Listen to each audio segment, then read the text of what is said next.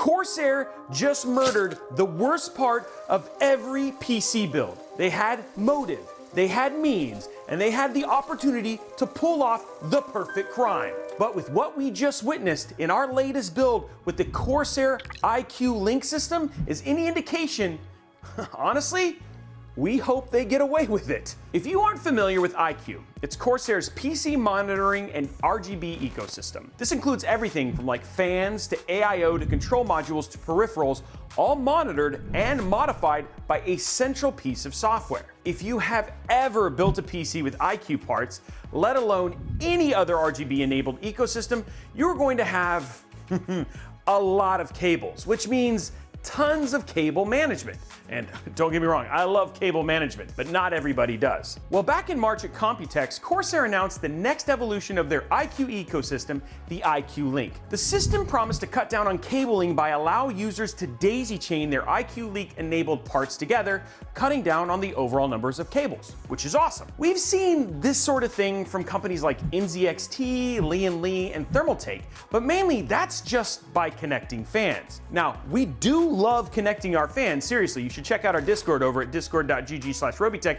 Great way to connect you fans. But back on topic here, iCue Link offers way more than just fan connectivity. You heard me right. You can not only just connect your fans, but all of your water cooling components, your AIO CPU cooler, all together, and then send a single cable to a single controller modular. It's simple, with all the way up to 14 devices per a single module.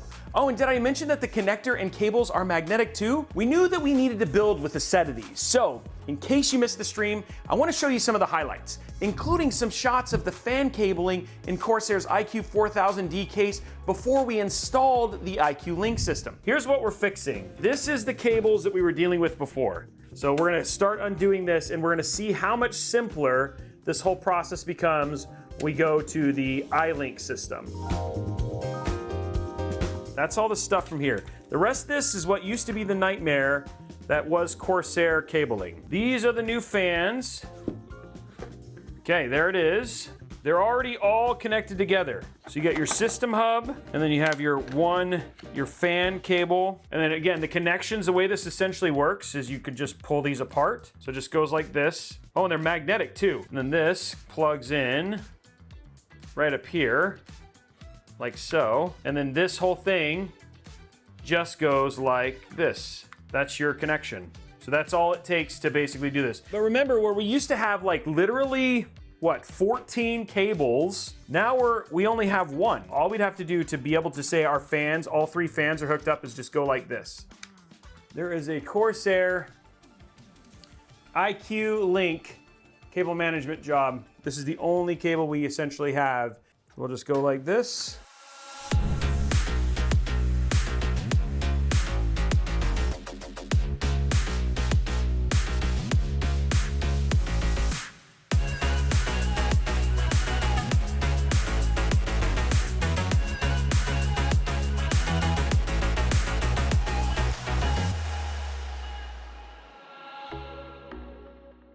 There is so much we love about the iCue Link system, but let's start with the part that absolutely blew my mind.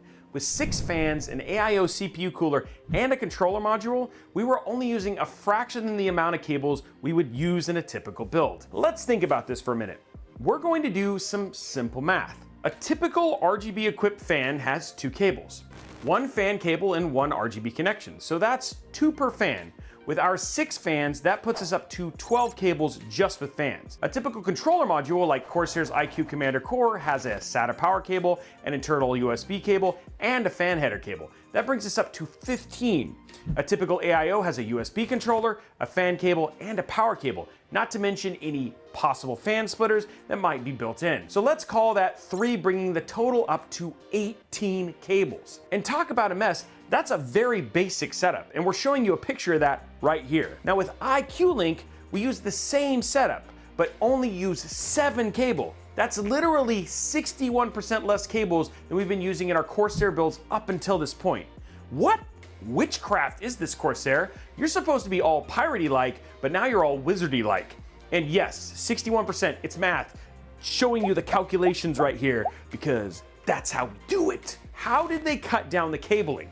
Now let's step you through this whole process piece by piece. Our front fans were junctioned together out of the box with these nubbly boys, so no cables to manage just yet.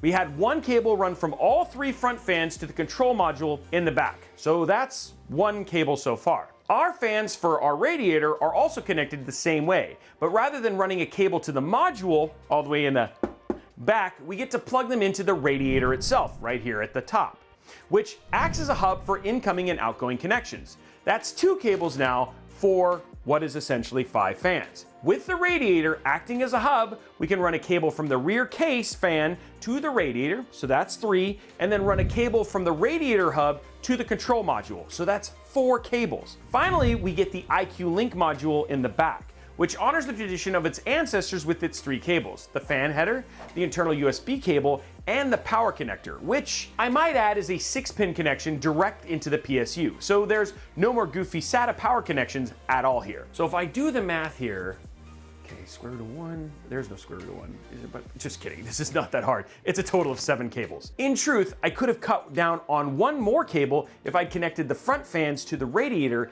instead of directly to the module, and then ran a cable from the rear case fan to the module instead. Ooh, but I'm a rebel like that, and I'll do what I want because I'm an adult.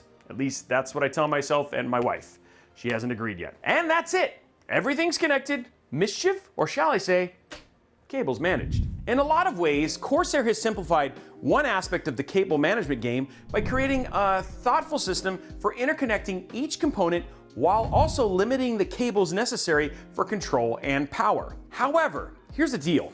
iCue Link does include a whole other layer of consideration to the PC building experience. If, and I'm gonna say this is more than likely a bigger win, you're going to build with the system, you'll need to think about the extra connectors you might need, extra cables, what angles you need for those cables to connect at, the lengths of the cabling. It's a little bit more complicated, yet simple, which is weird. In other words, there are less cables to manage, but more cables to consider. So, yeah.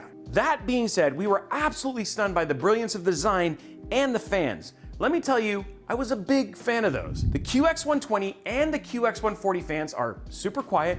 There are more sensors throughout the system to give more precise readings on thermal performance, and the RGB is positively radiant. You are going to pay a premium price for the system, but the iCue Link system delivers a truly premium experience to build with. So, did Corsair kill cable management?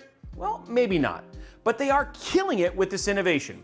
Cutting down on the cable clutter saves time in the building process, getting you to the place where you want to be faster, actually using your PC. I cannot wait to see what else is possible with a system like iCue Link, especially with us doing a water-cooled build here in the future. Now, we want to give a huge shout out to Corsair for giving us the opportunity to build with the iCue Link system. So questions for you. What do you think of it, and what kind of devices would you like to see connected with a system like this?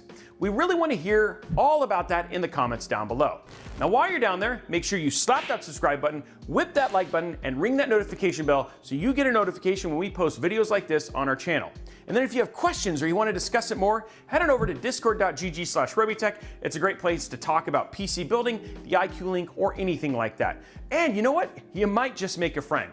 And if you want to see any more about any one of these things, maybe a bit sooner than we publish it on YouTube, then follow us at Robeytech absolutely everywhere. Anyway, guys, that is it for the video. Now, if you'll excuse me, I'm going to go remove that extra cable and make it even more efficient.